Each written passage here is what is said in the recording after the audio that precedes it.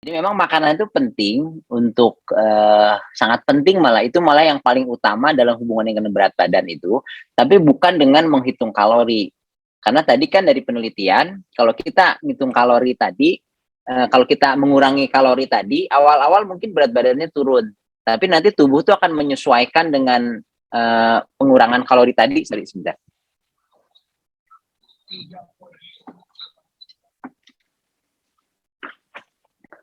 Tubuh tuh akan menyesuaikan dengan pelan-pelan tuh, jadi resting metabolic rate-nya akan turun. Jadi defisit kalorinya akan hilang karena tubuhnya mengeluarkan energi lebih sedikit untuk mengantisipasi pengurangan energi yang masuk tadi. Itu dari sainsnya, dari penelitiannya, akhirnya kita malah jadi capek karena resting metabolic rate-nya turun, berat badannya nggak turun-turun. Nah, sebenarnya yang harusnya itu seperti apa kita tuh untuk menurunkan berat badan dalam hubungan dengan makanan. Jadi yang kemarin dibahas itu, jadi kuncinya tuh bukan defisit kalori. Karena yang penting itu tuh orang yang berat badannya kelebihan itu di badannya itu kelebihan lemak. Jadi kalau pengen nurunin berat badan, yang harus terjadi itu defisit lemak. Kita tuh harus ada defisit lemak. Lemak yang dibakar setiap harinya harus lebih banyak daripada lemak yang ditimbun. Jadi kita harus paham tentang metabolisme lemak ini. Apa sih yang bikin tubuh kita menimbun lemak dan apa yang membuat tubuh kita tuh membakar lemak.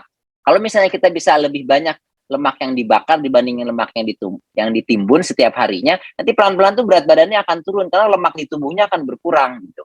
Itu kunci dari si penurunan berat badan, ya. Nah, dari apa, berapa banyak, bagaimana kita makan, dan kapan kita makan. Kan kalau pola makan tuh ada apa yang kita makan, apa aja yang boleh, nggak boleh, berapa banyak, tadi ngitung kalori misalnya, kemudian bagaimana kita makan, sama kapan kita makan. Yang dibahas minggu kemarin kan yang paling penting tuh kapan kita makannya. Jadi kapan kita makan tuh lebih penting dari apa atau berapa banyak yang kita makan. Nah, itu disebutnya mindful eating atau apa namanya, istilahnya mindful eating yang istilahnya tuh kita tuh makannya tuh nggak ngitung kalori atau gimana, tapi kita benar-benar melihat apa namanya, bagaimana perasaan tubuh kita, lapar atau enggak gitu ya. Jadi intinya tuh yang paling penting dari mindful eating tuh kita tuh hanya makan ketika kita lapar ya. Kemudian kita berhenti ketika kita udah kenyang. Jadi ketikanya, artinya kapannya kita makan itu lebih penting daripada apa yang kita makan gitu. Yang tadi kan berapa banyak sama apa yang kita makan itu penting untuk nurunin berat badan. Padahal secara sains tuh kayak gitu. Nah, kenapa kapan kita makan sama kenyang itu penting? Karena itu diatur sama hormon, ya. Seperti dibahas kan minggu kemarin, ini saya rangkumannya aja. Jadi tubuh kita itu lapar dan kenyang itu diatur sama hormon lapar sama hormon kenyang. Ini hormon laparnya tuh cuma namanya ghrelin dikeluarkan sama lambung kita, sedangkan hormon kenyangnya tuh banyak, ada 5, 6, 7 gitu ya. Nah, kalau lambung kita itu kosong gitu ya, ya itu tuh akan mengeluarkan hormon ghrelin yang menyebabkan kita lapar. Kalau kita masukin makanan, maka lambungnya akan terdistensi, mengembang, kemudian ghrelinnya akan turun, produksi hormon ghrelinnya, sehingga kita akan merasa kenyang ya, selain dikeluarkannya hormon-hormon kenyang tadi. Nah, hormon ketika lambung kita tuh kosong, itu tuh tubuh tuh mengeluarkan lambung kita tuh mengeluarkan grelin yang memberikan sinyal ke otak bahwa saat ini saya udah butuh energi, silakan kalau mau masukin makanan gitu. Jadi si lambung yang kosong itu ngasih sinyal ke otak, silakan saya udah butuh energi nih kalau mau masukin makanan. Nah, ketika kita makan, nah ketika kita kenyang, maka hormon grelinnya kan turun, hilang. Kemudian hormon-hormon kenyangnya akan naik, ya. Nah, itu tuh memberikan sinyal bahwa ke tubuh tadinya butuh energi, sekarang energinya udah cukup, ya. Itu kurang lebih kayak gitu. Jadi kalau misalnya hormon kenyang keluar, hormon lapar hilang, berarti tubuh tuh dapat sinyal, oke, saya sudah cukup energinya gitu. Nah, apa yang terjadi kalau kita makan saat kita tidak lapar? Artinya di lambung tuh masih ada makanan. Misalnya 2-3 jam baru selesai makan, kita udah makan lagi cemilan, gorengan, kue, segala macam, padahal belum merasa lapar. Atau sebaliknya ketika kita udah kenyang, karena makanannya enak, kita tuh makan terus gitu. Karena makanannya enak, sayang gitu atau gimana. Padahal kita udah merasa kenyang. Si tubuh tuh sudah mendapat sinyal bahwa saat ini tidak butuh energi. Apakah energinya belum perlu atau energinya sudah berlebihan. Nah, si tubuh tuh akan lihat ini makanan masuk buat apa gitu. Jadi artinya kalau makanan yang masuk pada saat kita merasa lapar, tidak merasa lapar, atau kita sudah kekenyangan, itu tuh semua makanan yang masuk itu akan disimpannya dalam bentuk energi cadangan. Cadangan energi di tubuh kita tuh adalah lemak gitu. Jadi nggak penting kita mau makannya apa. Karena ada yang bilang nasi merah tuh bagus buat lebih bagus buat kesehatan, atau jeroan tuh jelek buat bikin kolesterol segala macam. Kalau si nasi merah, jadi tubuh kita tuh bisa mengubah kolesterol jadi lemak jadi karbohidrat. Sebaliknya bisa mengubah karbohidrat jadi lemak tergantung kapan kita makannya. Contohnya gini, ini yang nasi merah kan kemarin juga udah dibahas. Ini untuk yang belum datang atau yang biar dijelaskan lebih jelas. Kalau misalnya kita makan nasi merah gitu ya, kalau kita makan nasi merah pada saat jadi kalau kita makan karbohidrat gitu ya, karbohidrat itu nanti di mulut dipecah jadi oleh amilase, jadi maltos. Si maltosnya itu nanti di perut dipecah, di usus halus dipecah sama amilase dari pankreas jadi glukosa, kemudian dia ditransport ke pembuluh darah. Ya, jadi kalau kita mau makan nasi merah, nasi putih, itu tuh akan dipecah jadi glukosa. Intinya tuh gitu. Nah, kemudian glukosanya masuk ke pembuluh darah, dia itu si glukosanya itu bisa dibawa ke lemak, ke jaringan lemak, atau dibawa ke liver, itu tergantung kapan kita makannya. Kalau kita makannya, misalnya kita makan nasi merah nih, ya, kalau kita makan nasi putih misalnya, nasi putih dianggap lebih bagusan nasi merah. Tapi pada saat kita lapar, maka tadi karbohidrat jadi maltose, glukosa masuk ke pembuluh darah. Nah, karena kita lapar gitu ya, energinya lagi butuh, maka si glukosa itu dibawa ke liver, disimpan dalam bentuk cadangan glikogen, karena si glikogennya masih cukup, masih kosong di livernya itu. Jadi si glukosa yang tadi dari nasi putih itu dibawanya ke liver, disimpan dalam bentuk glikogen. Jadi itu dalam bentuk glukosa sebenarnya untuk siap dipakai kalau kita butuh energi. Sebaliknya kalau kita makan nasi merah tapi kita udah kenyang, maka sama karbohidratnya jadi maltosa, glukosa masuk pembuluh darah. Cuman karena karbohidratnya punya low glycemic index, jadi lebih lambat diserapnya. Tapi tetap aja masuknya sebagai glukosa. Nah, ketika masuk ke pembuluh darah, si glukosa ini tuh karena udah kenyang atau kita belum lapar, si tubuh tuh glikogennya masih penuh. Jadi nggak akan dibawa ke liver, akan dibawanya kemana? Si glukosanya itu akan dibawa ke jaringan lemak, kemudian disimpan dalam bentuk lemak, dalam bentuk trigliserid sebagai cadangan energi. Jadi cadangan energi utama tubuh kita tuh lemak. Kalau kita makan pada saat kita nggak lapar, atau kita makan pada saat kita udah kenyang, makanan karbohidrat aja, mau nasi merah kayak mau buah-buahan segala macam, itu nanti akan disimpan dalam bentuk lemak. Tapi kalau kita makan karbohidrat ketika kita lapar, maka itu akan disimpan dalam bentuk glikogen, nggak dalam bentuk lemak. Nah, jadi kalau kita sekali-kali aja kekenyangannya atau kita makannya nggak lapar terus makan itu sekali-sekali aja sih nggak masalah. Tapi kalau berlangsung terus-menerus ya jadi kebiasaan, itu sinyal-sinyal tubuh, hormon-hormon lapar itu terganggu. Akhirnya nanti kita tuh udah pusing ngebedain kapan kita lapar, kapan kita kenyangnya gitu. Akhirnya nanti si lemaknya jadi orang tuh ada yang saya makannya sedikit tapi makannya tuh pada saat nggak lapar. Jadi lama-lama lemaknya makin lama makin ditumpuk gitu. Makanya orang sering bingung, ini kenapa saya makannya cuma sedikit, ya, tapinya kok berat badannya nggak turun-turun atau malah naik terus. Karena kalau kita makan pada saat kita nggak lapar, apapun yang kita makan, atau kita makan pada saat kita udah kenyang, itu tuh akan disimpan dalam bentuk lemak gitu makanannya. Itu yang orang tuh jadi bingung tuh. Jadi nggak perlu ngitung kalori atau ngurangin kalori, tapi makan aja pada saat kita lapar, kemudian berhenti pada saat kita kenyang gitu. Ya, kemudian makannya perlahan-lahan sehingga tidak berlebihan, makan tuh dinikmati gitu ya. Jadi penting sekali makan ketika lapar, berhenti saat kenyang. Ini tuh untuk mencegah peningkatan berat badan, ya. Nah, artinya itu juga akan menimbulkan hubungan yang baik gitu, yang sehat dengan makanan. Kita tuh nggak benci sama makanan, nggak trauma sama makanan. Kita tuh makan tuh sebagai satu kenikmatan gitu, benar-benar meningkatkan happy hormone. Makan itu tuh meningkatkan happy hormone sehingga bisa membantu manajemen stres, ya.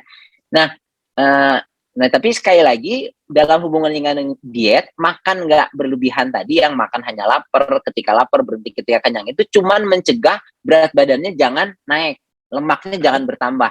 Tapi kalau pengen turun berat badan, kita tuh harus membakar lemak gitu. Orang tuh sering nganggap membakar lemak itu tuh lebih paling efektif sama olahraga. Tapi sebenarnya membakar lemak itu paling bagusnya itu bukan dengan pengaturan makan atau olahraga, tapi dengan puasa. Puasa yang kita bahas kemarin itu ada 9 level kan. Yang paling sederhana tuh yang level 1, yang puasa dari malam ke pagi, ya kita terakhir makan. Jadi cuman intinya ngegeser makan malam tuh ke sebelum maghrib aja. Misalnya 5:30 kita makan malamnya, gak apa-apa makan sampai kenyang, makan apa aja terserah, silakan gitu ya. Asal jangan berlebihan, ketika udah kenyang kita berhenti. Ketika udah kenyang, jangan makan lagi sampai kita lapar. Kemudian kita nggak makan sampai jam 8 pagi, cuman minum air putih, apalagi kalau minum air hidrogen terus-terusan itu sampai bangun tidur terus gitu ya. Tadi berarti Mbak ya ini tadi kan tiap 90 menit minum air hidrogen terus gitu. Itu tuh nanti terus nanti jam 8 baru makan makan pagi gitu. Jadi artinya sampai malam tuh nggak makan apa-apa, cuman boleh minum air putih atau teh, kopi pahit atau obat-obatan juga boleh. Kemudian nanti dari sampai jam 8 baru makan paginya. Dan itu juga lebih gampang kan, karena sebagian besarnya dihabiskan dengan tidur, terus juga nggak banyak godaan, lebih tenang gitu kan, tidak terlalu aktif kayak siang hari gitu ya. Terus makannya tetap 3 kali, jumlah kalori tetap sama. Itu artinya kalorinya tetap sama, nggak ada masalah, nggak ada perubahan kalori ya. Kemudian siang nanti tetap makan lagi, jadi makannya tetap makan pagi, makan siang, makan sore. Makan malamnya aja digeser. Jadi di jam 6 sore sampai jam 8 pagi itu nggak ada makanan masuk, cuman air putih aja ya, air hidrogen gitu ya. Jadi intinya tuh jumlah kalorinya tidak berubah kan, artinya kita ngurangin kalori, tidak ngurangin kalori, tapi berat badan bisa turun. Kenapa? Ya, ini yang paling penting. Saya jelasin mekanismenya sedikit. Kenapa kalau kita berpuasa dari jam 6 sore aja sampai jam 8 pagi, makan tetap 3 kali, kalorinya nggak berkurang, kok berat badannya bisa turun? Ya, karena si puasa ini tuh dia penting sekali pada perbaikan kerja dari insulin. Insulin itu orang banyak yang taunya tuh pengatur gula darah. Jadi kalau kita makan, insulin itu keluar ya, dan semua jenis makanan, nggak cuma karbohidrat, makanan protein, lemak, karbohidrat, semuanya itu punya indeks insulin. Artinya insulinnya keluar. Kalau kita puasa, insulinnya turun ya. Nah kalau kita nggak pernah puasa ya, nggak pernah intermittent fasting, kita tuh makan bisa sehari itu 6 kali. Makan pagi, terus nanti snack pagi, siang, snack sore, kemudian makan malam, snack malam sebelum tidur. Jadi bisa sampai 6 kali makan, insulin tuh keluar terus, nggak pernah istirahat. Sedangkan kalau kita berpuasa dari jam 6 sore sampai jam 8 pagi aja, itu tuh padahal kita makan tuh kan jam setengah 6 kita makan sampai kenyang, jam 6 sampai jam 8 tuh insulinnya istirahat, pankreasnya tuh istirahat ya. Si pankreas itu nanti akan memperbaiki resistensi insulin. Kalau insulin keluar jam 6 sore, dia nggak keluar lagi sampai jam 8 pagi. Artinya pankreas istirahat, gula darahnya jadi selnya lebih sensitif sama insulin, resistensi insulinnya membaik, kemudian gula darahnya nanti membaik. Nah, apa hubungannya perbaikan gula darah dan insulin ini dengan pembakaran lemak ya? Insulin itu tuh hormon yang nggak cuma mendorong tubuh memakai glukosa, tapi insulin itu hormon yang mendorong tubuh menimbun lemak. Jadi jangan harap bisa nurunin berat badan kalau insulinnya keluar terus. Jadi insulin itu tuh hormon yang anti pembakaran lemak. Selama masih ada insulin, nggak akan ada pembakaran lemak. Jadi kalau pengen ngebakar lemak, insulinnya tuh harus diturunin gitu. Ya. Jadi nah insulin itu berhubungan sama growth factor. Kalau makan itu, kalau kita makan insulin keluar, growth factor turun. Kalau kita puasa, insulin turun, growth factor naik. Nah, growth factor itu hormon utama yang membakar lemak. Jadi pada saat kita berpuasa itu tuh terjadi pembakaran lemak, salah satunya karena insulinnya turun, growth hormonnya naik. Nah, si growth hormon yang membakar lemak, insulinnya tuh mencegah, yang hormon yang mencegah pembakaran lemaknya rendah. Jadi terjadi pembakaran lemak yang efektif. Kemudian puasa itu merupakan stres bagi tubuh sebenarnya, tapi stres yang sehat. Kayak kita olahraga itu stres yang sehat. Nah, pada saat stres ini akan keluar hormon kortisol namanya.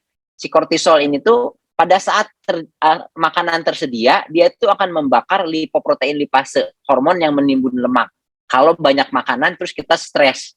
Tapi kalau kita lagi stres nggak ada makanan atau pada saat puasa tadi, si kortisolnya naik, dia tuh akan membakar hormon sensitif lipase yang fungsinya itu membakar lemak. Dia tuh mengaktifkan hormon sensitif lipase. Jadi kalau misalnya intinya tuh kenapa kita harus puasa minimal 14 jam ya dari jam 6 sore sampai jam 8 pagi, karena dikatakan ini penelitian intermittent fastingnya The Science of Going Without itu di CMIG tahun 2013, bila kita tidak makan selama 10 sampai 16 jam, tubuh kita akan menggunakan cadangan lemak sebagai energi. Jadi artinya kalau kita nggak makan selama 14 jam, mulai jam ke-10, ke-11 itu kita mulai ngebakar lemak. Misalnya kalau jam 6 sore kita nggak makan lagi, sampai jam 4 pagi ketika kita bangun tidur, jam 4 tuh udah habis gulanya. Kemudian nggak ada makanan masuk sampai jam 8. Berarti nanti dari jam 4 sampai jam 8, tubuh akan membakar lemak terus gitu.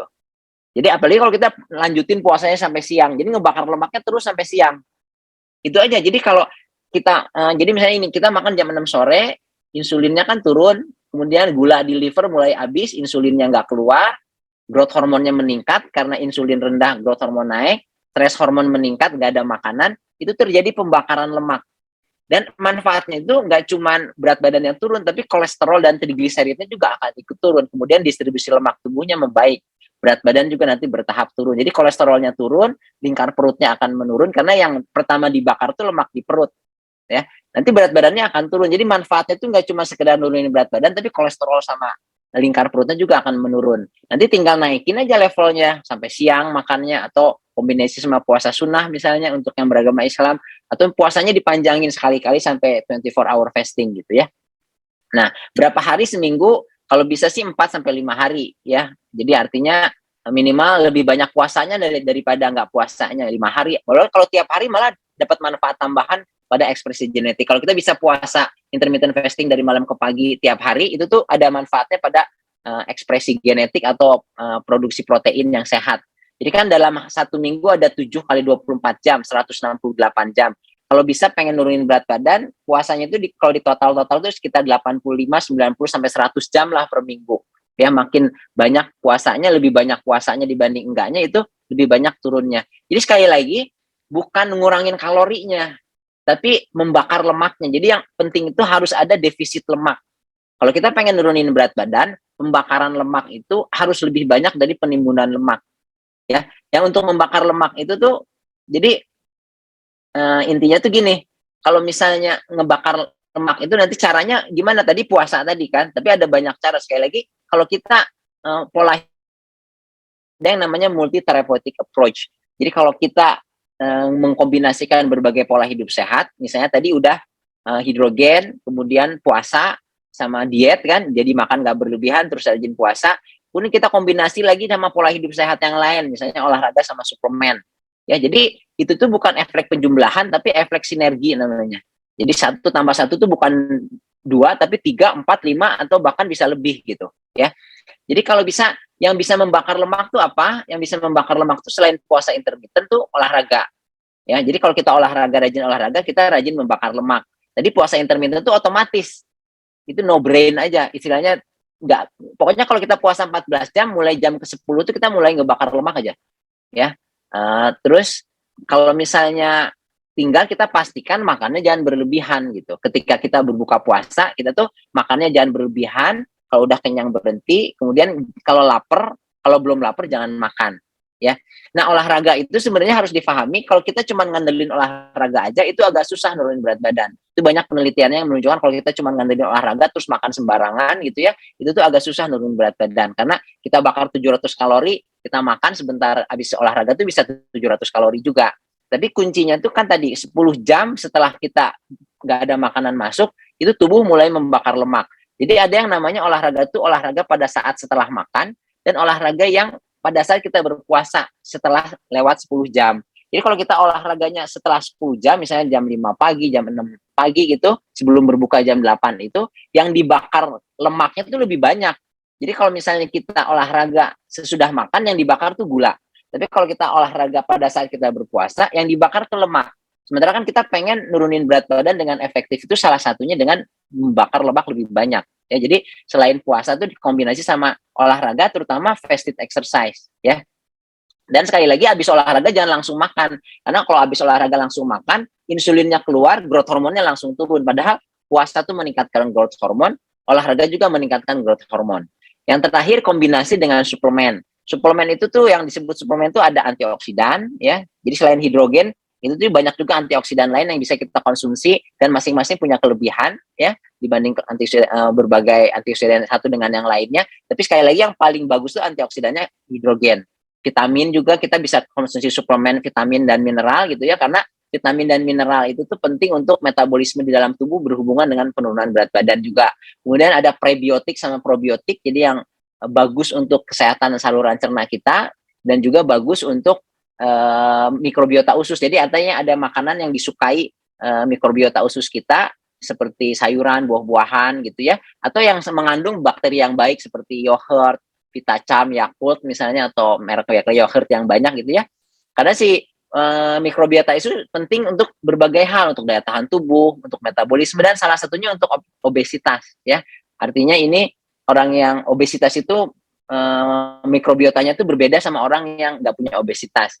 Nah ini yang apa namanya yang punya salah satu yang tadi dibahas tentang cyanosliming ini, kalau saya lihat kok apa namanya komposisinya itu lumayan lengkap gitu ya. Jadi ada buah-buahan, ya, sayuran, buah-buahan, jadi fermentasinya.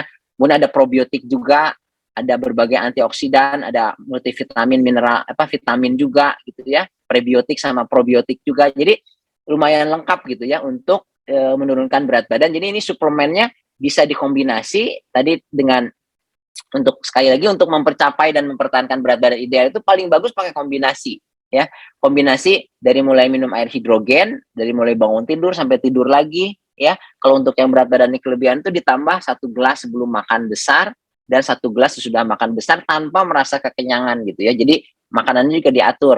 Kemudian makannya jangan dalam hubungan dengan diet ya, dengan pengaturan makan, makannya tuh ketika lapar aja, kemudian kalau udah kenyang berhenti.